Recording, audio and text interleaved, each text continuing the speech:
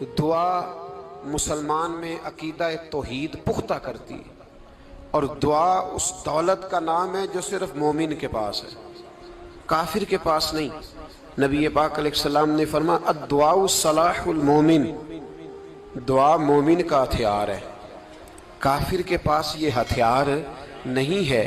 مومن جب اپنے مالک کے حضور دعا مانگتا ہے نا، دنیا میں آپ کسی سے زیادہ مانگیں تو وہ ناراض ہو جاتا ہے، وہ کہتا ہے بھائی تو نے تو کام بنا لیا ہے، کل بھی دیا تھا، پرسوں بھی دیا تھا، روز روز تجھے کون دے؟ میرے نبی پاک علیہ السلام نے فرمایا جو اپنے رب سے زیادہ مانگتا ہے رب اس سے زیادہ راضی ہوتا ہے، زیادہ راضی ہوتا ہے۔ اب دعا مخصوص اوقات نہیں دعا کے، فرمایا اذا دعان، جب بھی دعا مانگو گے تمہارا رب تمہاری دعا کو، جب بھی دعا تو دعا کرتے رہنا چاہیے، ہر وقت دعا میں بندہ شامل رہے، اللہ کے ذکر میں شامل۔ یہ جو قرآن مجید نے کہا نا یا ایھا الذین آمنوا اذکروا اللہ ذکرا کثیرا، اے ایمان والو اپنے رب کا ذکر کثرت سے کرو، وسبحوہ بکرۃ واصیلا، اور صبح و شام اسی کی پاکی بیان کرو۔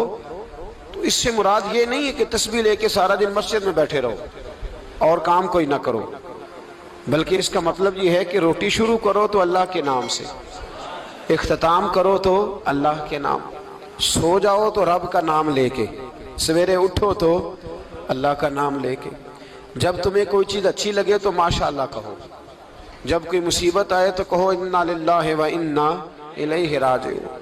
تو سارا دن اللہ کا ذکر جاری رہے گا۔ نبی پاک صلی اللہ علیہ وسلم نے مسلمان کو ایک دوسرے سے ملنے کا طریقہ بتایا۔ مصیبت آئے تو کیا کہنا ہے؟ صرف فوت کی پہ نہیں کہنا، اس کی وضاحت کر دو۔ کوئی بھی الذین اذا اصابتہم مصیبہ، جب بھی کوئی مصیبت آئے، اللہ کے بندے کہتے ہیں ہم اللہ کی طرف سے آئے ہیں اور اللہ کی طرف ہی ہم نے لوٹ جانا۔ تو میرے عزیز ہر وقت اللہ کا ذکر جاری رہے گا، ہر وقت زبان پہ رب کریم کا۔ دیکھیں نا نبی پاک علیہ السلام نے ہمیں ملاقات کا طریقہ بتایا۔ ایک صحابی آئے تو انہوں نے آ کے کہا السلام علیکم، نبی پاک علیہ السلام نے فرمایا رب تعالیٰ نے اسے 10 نیکیاں عطا فرمائی ہیں۔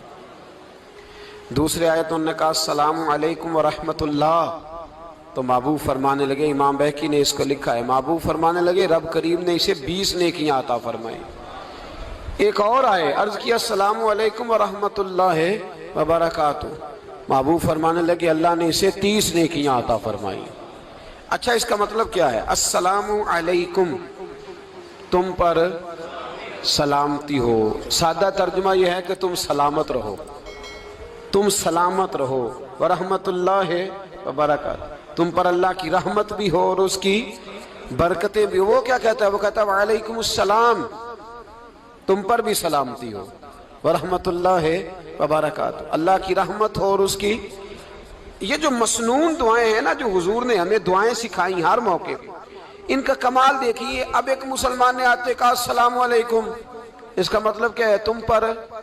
اب وہ جھگڑا کرے گا اسے مارے گا، اس کا مال چھینے گا؟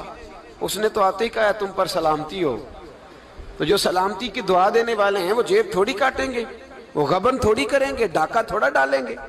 اسلام نے لفظ ہی وہ سکھایا ہے کہ فرمایا جب تم نے ملنا ہے تو تم نے دعائیں کرنی ہیں ایک دوسرے کے لیے۔ اب ہمارے ہاں نئے نئے لفظ آ گئے، ٹیلی فون اٹھایا تو کہا ہیلو، اس کا کیا ترجمہ ہے؟ کون ہے، اس کا کیا ترجمہ ہے؟ جی جناب، اس کا کیا مطلب؟ ہم نے دیکھا بڑے بڑے سمجھدار لوگ السلام علیکم کی بجائے کہتے ہیں کیا حال ہے۔ بھئی کیا عجیب بات ہے، بھئی کیا حال ہے کا کیا مطلب ہوا؟ وہ بعد میں کرنے کی بات ہے۔ اور کچھ تھوڑا سا جو ادیب ہیں، جو بیچارے حروف کے پیچ و تاب میں رہتے ہیں، وہ کہتے ہیں آداب عرض ہے۔ وہ کیا ہوتا ہے جی؟ اسلام نے دعا سکھائی ہے السلام علیکم، یہ کتنی خوبصورت دعا ہے۔ جب آپ گھر کے اندر داخل ہوئے تو آپ نے دعا دی السلام علیکم، یہ دعا دی آپ۔ ایک صحابی حاضر خدمت ہوئے، عرض کی یا رسول اللہ صلی اللہ علیہ وسلم میرے گھر میں غربت رہتی ہے، کیا کروں؟ نبی پاک علیہ السلام نے فرمایا جب بھی گھر جایا کرنا گھر والوں سے سلام لیا کر، گھر والوں سے کیا کہا کر؟ السلام علیکم، جب بھی گھر جائے۔ یعنی گھر آیا، اب گھر والوں نے بتایا کہ ماچس کی ڈبیا تو لے آؤ۔ اب یہ دکان کونے پہ تھی گھر والے پہ، وہاں سے ماچس کی ڈبیا لے کے واپس گیا تو کہنے لگا السلام علیکم. پھر گھر والوں نے کہا ہو بتانا یاد ہی نہیں رہا, چینی بھی ختم ہو گئی ہے. تو یہ پھر گیا چینی لینے, لوٹ کے آیا تو کیا کہا؟ جب اللہ چاہتا ہے تو کہے, جب اللہ کے رسول چاہتے ہیں تو کہے. اس کا ترجمہ یہ ہے کہ تو کہہ, تو سلام لے. اللہ رسول چاہ رہے ہیں کہ تو سلام لے تاکہ تیرے گھر میں سلامتیاں ڈال دی جائیں. تو فرمایا سلام لینی ہے تو نے, اور ساتھ تو نے اس طرح کرنا ہے کہ 3 دفعہ سورۃ اخلاص کو پڑھنا ہے. امام قرطبی نے اس کو لکھا ہے. اس نے کہا حضور غربت بڑی ہے, غربت بڑی ہے تو کہ وظیفہ بتائیں. فرمایا جب بھی گھر جاؤ سلام لو اور 3 دفعہ سورۃ اخلاص پڑھو.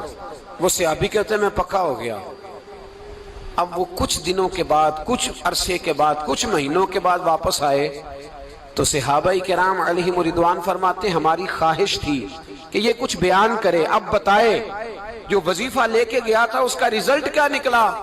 کہتے اس نے بڑی حیرت انگیز بات کی, حیرت انگیز عجیب انداز میں. کچھ لوگوں کا دل ہوتا ہے نا کہ مجھے ملے میرے پڑوسی کو نہ ملے, اور کچھ کا دل ہوتا ہے یار مجھے بھی ملا ہے اور الحمدللہ میرے پڑوسی کو ملا ہے. تو صحابی جب حاضر ہوئے تو صحابہ کہتے ہیں ہمیں تجسس تھا کہ یہ کچھ بتائیں. تو حضور نے فرمایا کیا حال ہے تیرا؟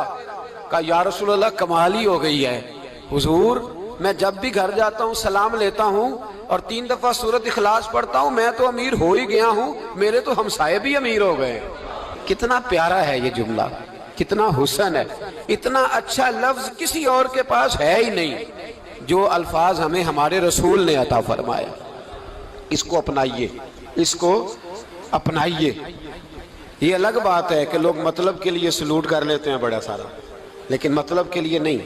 جس کو جانے اس سے بھی سلام لیں, جس مسلمان کو نہیں جانتے اس سے بھی. تو نبی پاک نے ہمیں مسنون دعائیں سکھائیں. رات کو جب سونے لگیں اللہ کے رسول صلی اللہ علیہ وسلم نے ہمیں دعا سکھائی. حضور نے فرمایا جب سونے لگو تو مسلم شریف میں فرمایا تم نے یہ دعا پڑھنی, اللہم باسمک اموت و احیا. تم نے کہنا اے اللہ میں تیرے نام پر مرتا ہوں اور تیرے نام پر جیتا ہوں. نبی پاک صلی اللہ علیہ وسلم نے ایک حدیث میں فرمایا کہ یہ جو نیند ہے نا یہ موت کی چھوٹی بہن ہے, یہ موت کا ایک حصہ ہے. جس طرح انسان سو جائے تو کوئی خبر نہیں ہوتی کیا ہو رہا ہے, بالکل وہ اٹھا ہے تو اس نے کہا ہو یہ کیا ہوا. سو جاتا ہے نا آدمی, اسے خبر نہیں ہوتی, اوہو میں نے تو 11 بجے اٹھنا تھا, یہ تو 3 بج گئے. اب اسے خبر نہ رہی.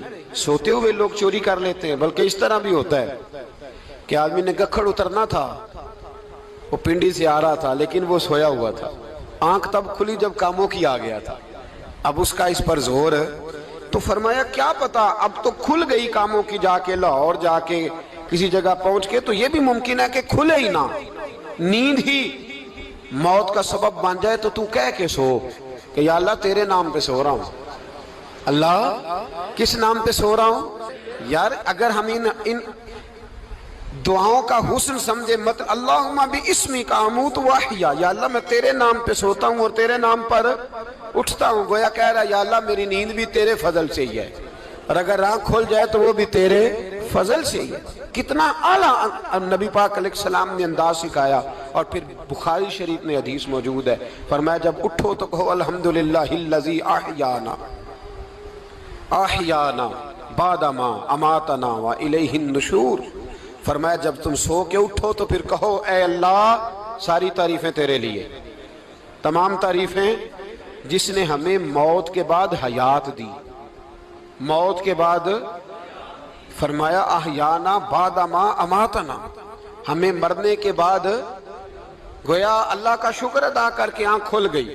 دیکھیں کس طرح اسلام مسلمان کو اللہ کے ساتھ جوڑتا ہے. فرمایا شکر کر, آنکھ کھل گئی. کہ یا اللہ تیرا شکر ہے تو نے موت کے بعد ہمیں دوبارہ حیات عطا فرمائی, یہ شکر ادا کرو. گویا تم یہ نہ کہنا کہ میں اٹھ گیا ہوں تو میرا کمال ہے, یہ نہ سمجھنا میں اٹھ گیا ہوں تو میں بڑا پابند ہوں, جب میں ارادہ کر لوں کہ میں نے 11 بجے اٹھنا ہے تو پھر میں اٹھ جاتا ہوں. یہ نہ کہنا کہ یہ الارم بڑا اچھا ہے, یہ مجھے اٹھا لیتا ہے. ذہن کے اندر خیال کر کہ نیند تو موت کی طرح تھی, یہ جو میں اٹھ گیا ہوں تو اپنے رب کے فضل سے اٹھا ہوں. جو میں اٹھ گیا ہوں, جو ابھی اٹھے ہیں وہ تو بول دینا کم از کم کہ میں اپنے رب کے فضل سے اٹھ گیا. تو دعا سکھائی. پھر دیکھیے نبی پاک صلی اللہ علیہ وسلم نے فرمایا جب تم بیت الخلاء میں جاتے ہو نا, واش روم میں جاتے ہو, تو گندی چیزیں ہوتی ہیں وہاں، شیطان ہوتے ہیں، جنات ہوتے ہیں، یہ گندگی پہ ہوتے ہیں۔ جب تم واش روم جاؤ، بیت الخلاء جائے، تب بھی دعا مانگو۔ کیا دعا مانگو؟ وہ دعا بھی نبی پاک صلی اللہ علیہ وسلم نے ہمیں تعلیم فرمائی اور بخاری میں ہے، کہا پڑھا کرو اللہم انی اعوذ بک من الخبث والخبائث۔ کہو اے اللہ، ناپاک چیزوں سے میں تیری پناہ مانگتا ہوں، وہ نر ہوں یا مادہ ہوں۔ اللہ میں تیری پناہ مانگتا ہوں۔ واش روم کے اندر بہت ساری بری چیزیں ہوتی ہیں، جوان میری بات پر توجہ فرمائیں، وہاں بہت ساری گندی چیزیں ہوتی ہیں۔ انسان کئی دفعہ واش روم میں جاتا ہے، اسے وسوسے زیادہ آتے ہیں۔ یہ نوٹ کریں میری بات کو۔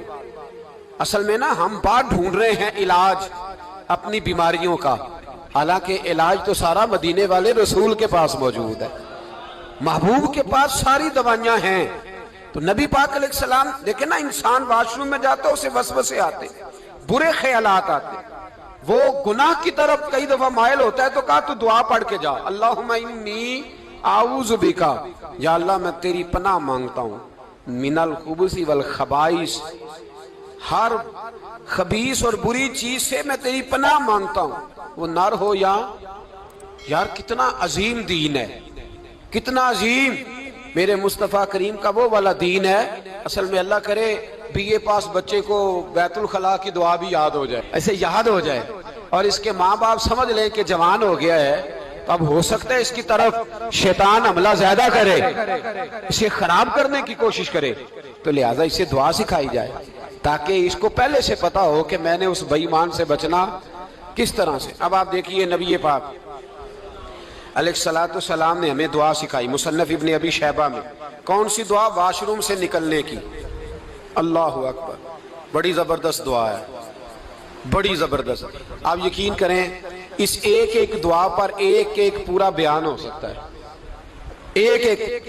یہ اس لیے نہیں میں کہہ رہا کہ میں کوئی عالم فاضل آدمی ہوں، آپ کہیں گے کہ بتا رہے ہیں میں بڑا پڑھا لکھا ہوں، صرف یہ عرض کر رہا ہوں کہ اس کے فوائد پر، ثمرات پر جو اللہ تبارک و تعالی امت کو دیتا ہے، ان دعاؤں کی جو فضیلت حدیثوں میں آئی، اور پھر جو اس کے فوائد ہے، اگر اس پر بات کروں تو ایک دعا تقاضا کرتی ہے کہ اس پر پورا ایک لیکچر ہونا چاہیے۔ دیکھیے آپ واش روم سے نکلے، دعا کیا ہے؟ دعا کے لفظ کیا؟ الحمدللہ الذی، ایک حدیث میں لفظ ہے غفرانک، غفرانک، اے اللہ میں تجھ سے بخشش چاہتا ہوں۔ اور جو مشہور اور معروف ہے مصنف ابن ابی شیبہ کی روایت، فرمایا الحمدللہ الذی اذھب عنی العذاب وعافانی، فرمایا اے اللہ تیرا شکر ہے۔ واش روم سے نکلا ہے تو کہہ رہا ہے یا اللہ تیرا شکر ہے، تو نے مجھ سے اذیت دور کی، وعافانی، اور تو نے مجھے عافیت عطا کر دی، اذیت دور کر دی اور عافیت۔ بولیے، واش روم سے نکلا ہے تو کیا کہتا ہے؟ یا اللہ تیرا شکر ہے، تو نے مجھ سے اذیت دور کر دی اور مجھے عافیت۔ ڈاکٹر حکیم ہومیوپیتھک ایک چیز پر متفق کم ہوتے ہیں، پتہ ہے نا آپ کو، لیکن اس بات پر سب کا اتفاق ہے کہ اگر کسی کو قبض ہو جائے نا تو شاید 70 یا 72 بیماریاں لگ جاتی ہیں اس کو۔ اور جب آدمی کو قبض ہوتی ہے نا، پیٹ کے اندر فضلہ جم جاتا ہے، خارج نہیں ہوتا، اس کو اعصاب کی بیماری ہوتی ہے، اس کے ذہن پر اثر ہوتا ہے اس چیز کا۔ آپ یہ مت سمجھیں کہ کھانا کھانا یہ ایک کمال ہے، اللہ نے یہ بھی نعمت بنائی ہے کہ کھانا جب خارج ہوتا ہے تو وہ بھی اللہ کا بہت بڑا احسان ہے۔ تو فرمایا تو سمجھا ہی نہیں، اگر تجھے قبض ہو جاتی، تیرے پیٹ کے اندر وہ چیز جم جاتی، تیرے لیے کتنی تکلیف کا باعث تھی۔ ان لوگوں سے پوچھئے جو اس کے بیمار ہیں، اس کے مریض ہیں، وہ کتنی تکلیف میں رہتے ہیں، سر میں درد ہوتا ہے، سر چکراتے ہیں۔ ایک بہت بڑا روڈ ایکسیڈنٹ ہوا تو ڈرائیور سے لوگوں نے پوچھا کہ مسئلہ کیا ہے، تو کہنے لگا میں قبض کا مریض ہوں، تو میں کھانا کھا لیتا ہوں تو میرے ذہن پر وہ اس قدر زیادہ گیس کا غلبہ ہوتا ہے کہ میں سخت تکلیف میں ہوں۔ نبی پاک علیہ السلام نے ہمیں سمجھایا اور بتایا کہ سمجھ لو یارو، کھانا کھانے کی نعمت تو اللہ نے تمہیں عطا فرمائی ہے، لیکن کھانا کھانے کے بعد اس کا اخراج بھی اللہ کی بہت بڑی نعمت ہے، تو اللہ کا شکر ادا کرو۔ پھر جب آپ گھر سے نکلیں گے تو بھی اس کی دعا ارشاد فرمائی، بسم اللہ توکلت علی اللہ، اللہ کے نام سے گھر سے نکلتا ہوں اور میں نے بھروسہ بھی اللہ کے نام پہ کیا۔ جب گھر سے نکلیں تو کس کے نام پہ بھروسہ کریں؟ بولیے حضرت رابعہ بصریہ رحمت اللہ علیہا، آپ تشریف لے گئیں حج کرنے، جس دن واپس آئیں اپنا اونٹ کہہ گئیں جاتی دفعہ، کہنے لگی اللہ میں تیرے حوالے کر کے جا رہی ہوں اور بسم اللہ توکلت علی اللہ، بھروسہ بھی تیری ذات پہ ہے۔ جس دن واپس آئی نا اسی دن کسی نے بتایا کہ اماں آج ہی تیرا اونٹ مر گیا ہے، تو اونٹ کے سرانے کھڑی ہو کے کہنے لگی مولا میں تو تیرے نام پہ تیرے پہ بھروسہ کر کے گئی تھی، تیرے حوالے، میں تو تیرے گھر گئی تھی۔ تو لوگ کہتے ہیں اماں کے منہ سے لفظ نکلے تو اونٹ زندہ ہو کے کھڑا ہو گیا، کھڑا ہو گیا ہوں۔ تو اماں کہنے لگی نہیں تمہیں ہی غلطی لگی ہے، مرا ہی نہیں تھا، پہلے سے ہی موجود تھا، گویا اپنی کرامت بھی نہیں ظاہر ہونے دی۔ تو بھائی گھر سے نکلیں تو کس لفظ پر کہ یا اللہ میں تیرے بھروسے پہ نکل رہا ہوں میں، اس کے دو فائدے ہوں گے، ایک تو آپ اللہ کی امان میں جا رہے ہیں، اللہ کی امان میں آ رہے ہیں، اور دوسرا جس گھر کو آپ چھوڑ کے جا رہے ہیں اسے بھی اللہ کی امان میں دے کے جا رہے ہیں۔ تو کتنا لذت والی دعا ہے جو نبی کریم علیہ السلام نے ہمیں سکھائی۔ اب ذرا حدیث سنیں خوش ہو کے، دیکھیں حضور نے دعا سکھائی، فرمایا جب دیکھ لو نا کسی کو ہنستا ہوا، کیا کرتا ہوا؟ ماشاءاللہ آپ تو ہنسنے لگے۔ جب کسی کو ہنستا ہوا دیکھو تو کہا کرو اضحک اللہ سنک، یہ دعا یہ بخاری ہے، فرمایا دعا مانگا کرو جب کسی مومن کو ہنستے ہوئے دیکھو تو دعا مانگو اضحک اللہ سنک، اللہ تجھے ہنستا ہی رکھے، اللہ تجھے، بولیے جل نہ جایا کرو کہ میں پریشان ہوں تو یہ ہنس کیوں رہا ہے، جھلا نہ کرو، بلکہ کیا کہا کرو اللہ تجھے ہنستا رکھے، اللہ تجھے۔ نبی پاک صلی اللہ تعالیٰ علیہ وآلہ وسلم نے فرمایا، ترمذی میں حضرت اسامہ بن زید رضی اللہ تعالیٰ عنہ سے حدیث مروی ہے، حضور نے فرمایا جس نے کسی کے ساتھ احسان کیا اور جس پر احسان کیا، اگر اس نے یہ دعا پڑھ دی نا جزاک اللہ خیرا، تو فرمایا اس نے اللہ کی بھی پوری حمد کر دی اور محسن کا صحیح شکریہ بھی ادا کر دیا۔ کیا کہنا ہے؟ جزاک اللہ، اللہ تجھے بہترین جزا عطا کرے۔ اس کا ترجمہ کیا ہے؟ اللہ تجھے بہترین، کیونکہ حضور فرماتے ہیں من لم یشکر الناس ولم یشکر اللہ، جس نے بندوں کا شکریہ ادا نہیں کیا اس نے اللہ کا بھی شکریہ ادا نہیں کرنا۔ تو کیا کہنا چاہیے؟ جزاک اللہ خیرا۔ اور اگر اماں کہتی ہو بچوں کو انگریزی سکھانی ہے تو کیا کہنا ہے پھر؟ شکریہ ادا کرنے میں کیا کہنا ہے؟ Thanks, thank you. وہ خدا کے اس کا ثواب کتنا ہے؟ بولے انگریزی ایک زبان ہے، اس کو زبان ہی رہنے دیں۔